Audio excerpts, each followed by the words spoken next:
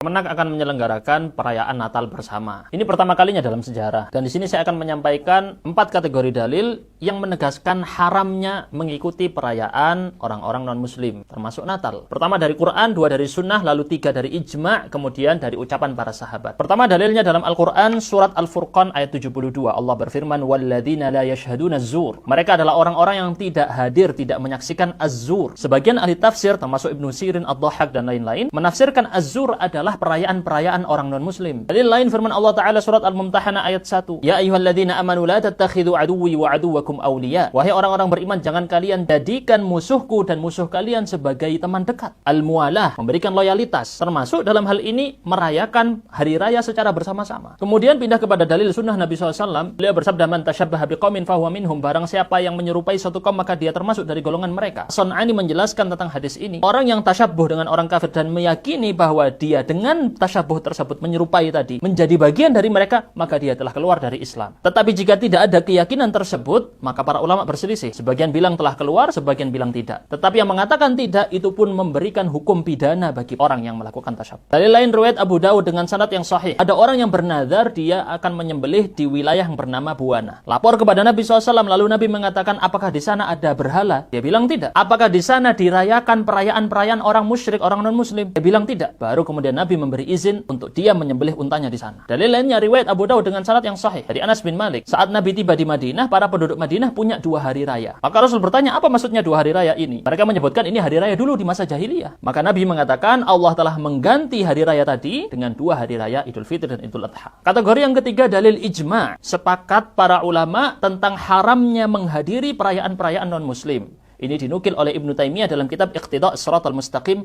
dan juga Ibnul Qayyim dalam kitab Ahkam Ahli Dhimmah. Kategori yang keempat, ucapan para sahabat yang melarang hal tersebut. Di antaranya perkataan Umar bin Khattab dalam Musannaf Abdul Razzaq. Beliau melarang orang-orang muslim masuk ke dalam gereja saat di sana ada hari raya. Umar mengatakan, "Inna sakhtah tanzilu alaihim." Saat itu murka Allah sedang turun kepada mereka. Riwayatnya Musannaf Abdul Razzaq dengan sanad yang sahih. Umar juga pernah mengatakan, diriwayatkan oleh Al-Baihaqi dalam Sunan Al-Kubra, "Ijtanibu a'da Allah fi 'idihim." Jauhilah musuh-musuh Allah di hari raya mereka. Riwayat lain dengan sanad yang sahih dalam Sunan Al-Baihaqi juga, Abdullah bin Amr mengatakan, barang siapa tinggal di negeri orang non-Arab, lalu ikut perayaan Nairuz dan Mihrajan, perayaan-perayaan non-muslim, bertasyabbuh menyerupai mereka, dan dia meninggal dalam kondisi tersebut, dia akan dibangkitkan hari kiamat bersama orang-orang non-muslim tadi. Nah, kumpulan dalil ini sudah kami kumpulkan dalam satu artikel khusus yang kami bagikan di grup Al-Mahbarah. Yang belum join bisa ketik kata grup di kolom komentar, kami kirimkan link grupnya. Dan saat ini kami sedang membangun pesantren untuk semua kalangan dan untuk menekan biaya masuk dan juga biaya operasional, kami membuka kesempatan wakaf untuk pembangunan asrama dan kelas. Jika tertarik, ketikkan kata wakaf di kolom komentar.